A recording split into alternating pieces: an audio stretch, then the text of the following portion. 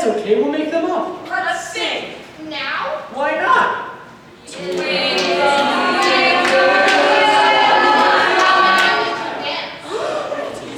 What kind of music do you like to dance to? Any kind. Let's dance. Now? Sure, why not?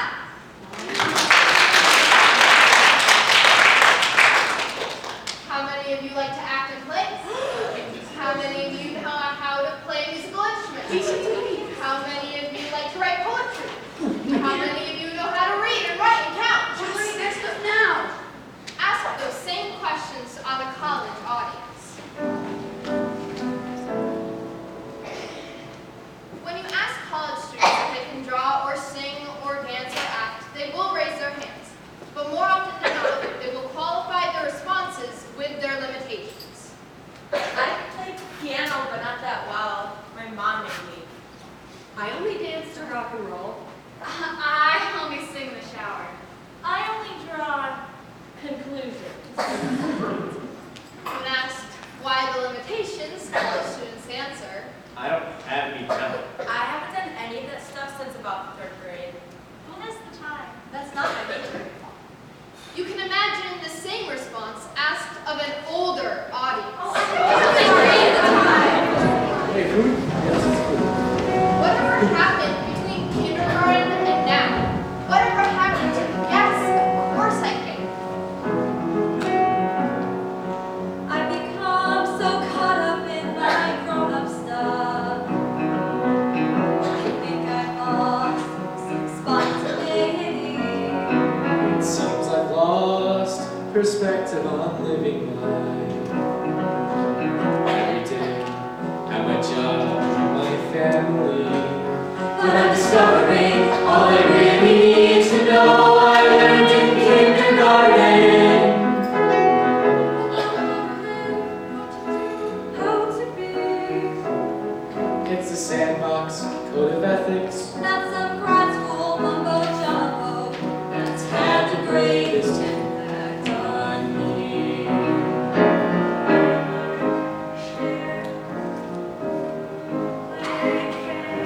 Don't hit people. Don't take things that don't belong to you. If you hurt someone, say you're sorry, to name just a few. Up your own mess. Wash your hands before you eat. Hold hands and stick together when you cross the street. Wash! Learn some, think some, work and play, and sing and dance and try. And take a nap each day. Beware of wonder.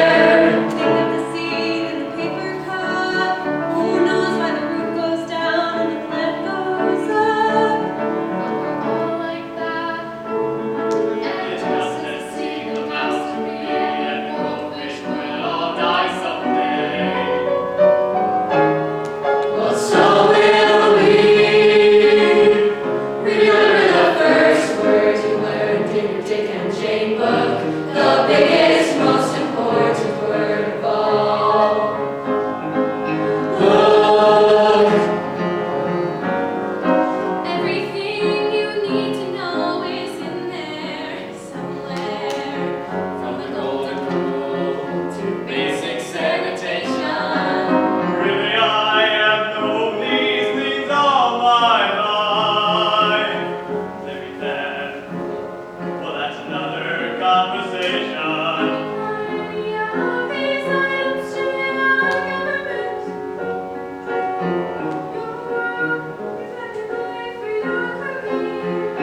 Translate them into sophisticated grown-up terms. Then they will all hold true and firm and clear. If we all stop to take a nap each day, think how much better our world would be. Or what if cleaning up their own mess? We're a matter of our government's policy. And it's still true when we go out into the world. In these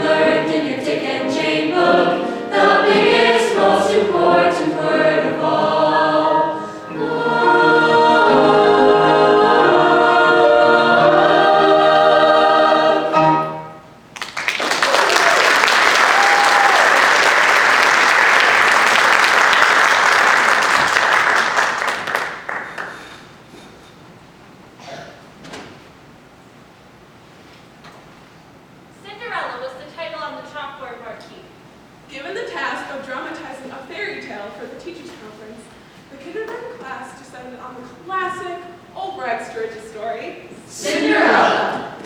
You know how it goes. Shy, agreeable protagonist victimized by abusive step-parents wait for a matriarchal figure to arrive and deliver her transformed from codependency to bliss. In other words, if you're good-looking, good at heart, and have a fairy godmother, you've got it made. It was a good choice from the teacher's point of view because there were so many characters that every child in the class could be in the play. A list of characters was compiled as the class talked through the plot of the drama. There's the absolutely ravishing Cinderella, the evil stepmother, The two wicked but stupid stepsisters. the beautiful and wise fairy godmother, The pumpkin. Mike. Coachman. Horses. Kings. All the people at the King's Ball. Generals. Animals. And knights. Princesses. And of course, the ultimate object of fabled desire. The prince. Who, if you recall, was really only a salesman interested in pushing his inventory of glass slippers. The children were allowed to choose parts for themselves. As the roles were allotted, each child was labeled with felt paper and pen and sent to stand on the other side of the room where casting was completed. Finally, every child had a part. Except for one. One small boy who sat quiet and disengaged from the rest of the class. Norman. Norman was not weird, just different in the way he looked at things. Like all great thinkers, Norman was teased and mocked by the rest of his classmates, forcing him to live on the edge of kindergarten society. Well, Norman, said the teacher, what are you going to be? well, I'm gonna be the pig. Pig? There's no pig in the story of Cinderella. Well, there is now. Norman did not relate to being a footman, mouse, or a pumpkin. He knew his character, a pig. And he was not about to give up his role in the play and go stand on the other side of the room where a loser would stand. He intended to participate wherever pigs fit in the scheme of things, without losing dignity or identity. He took it for granted that there was a place for pigs in the story, and that the teacher would know that. So what do you say to a kid who's already dreaming up a costume with pink long underwear, a pipe cleaner for a tail, and a paper cup for a nose? What do you say to an innocent little pig who doesn't see his career as an actor teeter on the brink of utter humiliation? And what do you say to all the kids? All those who do not accept the available boxes or the pigeons? So what did the teacher say at the moment? Well, sometimes teachers have more like fairy godmothers. So be it. Norman was declared the pig in the story of Cinderella. No one else in the class cared anyhow, because no one else wanted to be the pig. And since there was nothing in the script explaining what he had to do, the action was left up to Norman. As it turns out, Norman gave himself one of the all-time best walk-in performances in the history of children's theater. He decided he was Cinderella's personal pet. Wherever she went, he went. He made no sound. He simply sat on his back haunches and observed what was going on, like some silently supported Greek chorus. The expressions on his face reflected the detail of the dramatic action, such as worried, Sad, anxious, Hopeful. puzzled, Mad. Bored. Sick. And pleased, as Norma replied. There was no doubt about what was going on, and no doubt that it was important. One look at the pig, and he knew. He was so earnest, so sincere, so very there. Norman created such a dramatic tension that people who knew how the story was supposed to end began to have doubts. At the climax of the show, when the prince placed the glass slipper on Cinderella's foot, and the ecstatic couple happily ran off to live happily ever after, Norman finally made his move.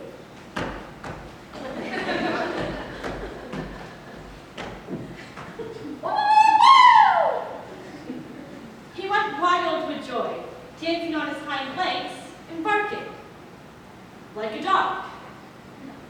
During rehearsal, the teacher tried explaining to Norman, Even if there was a pig in the Cinderella story, there's no such thing as a dancing, barking pig. Well, there is now. It's true, Norman, it's true. Knock him dead, pig. The presentation at the teachers' conference was a smash hit.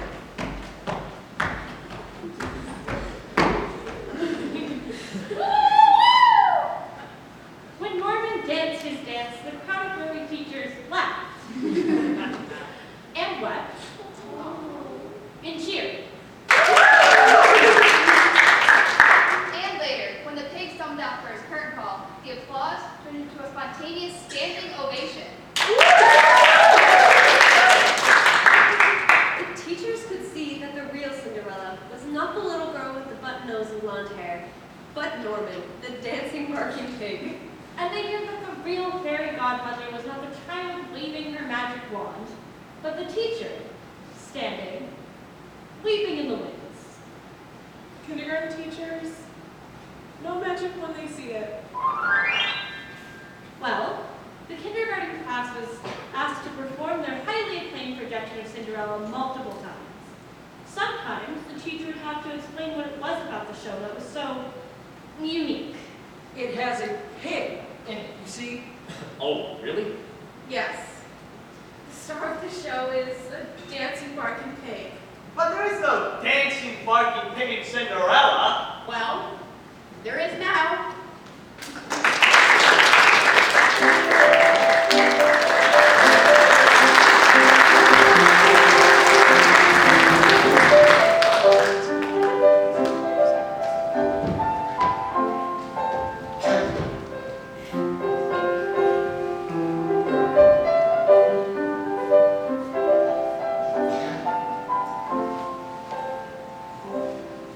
In the early, dry dark of an October's evening, the neighborhood children are out playing hide and seek. How long since I played hide and seek? 20 years? I remember how, and I could join in their game in a moment if they invited me. But adults don't play hide and seek. Not for fun, anyway. Did you have a kid in your neighborhood that always hid so good nobody could find him? We did.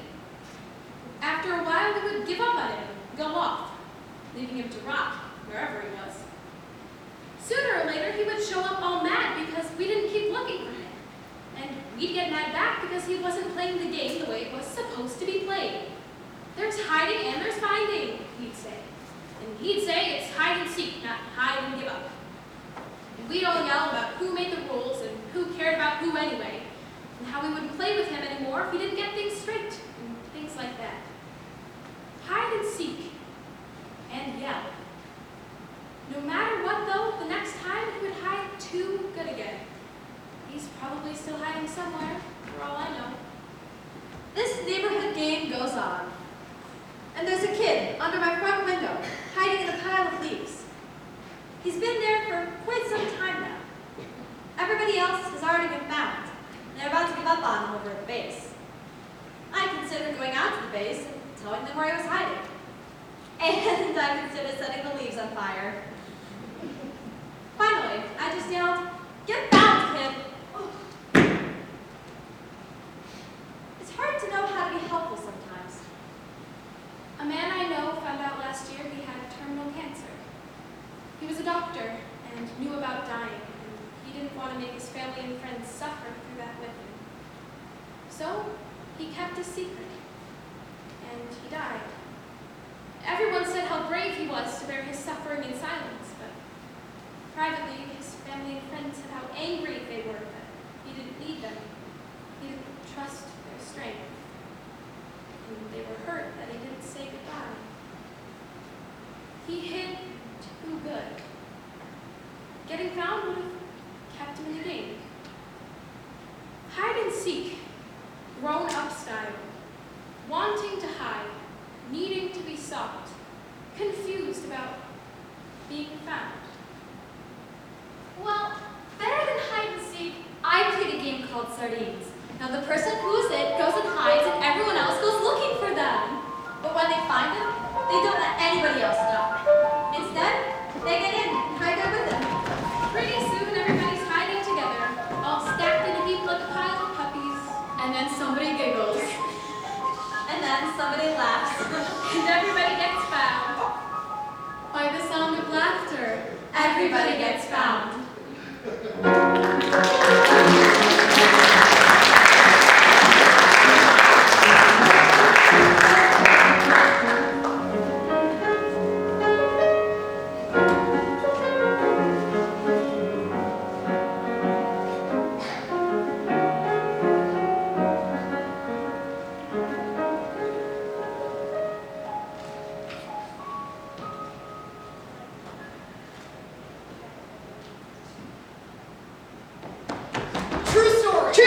True story.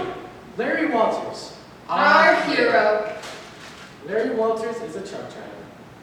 Your average guy. He's sitting in his lawn chair, wishing he could fly.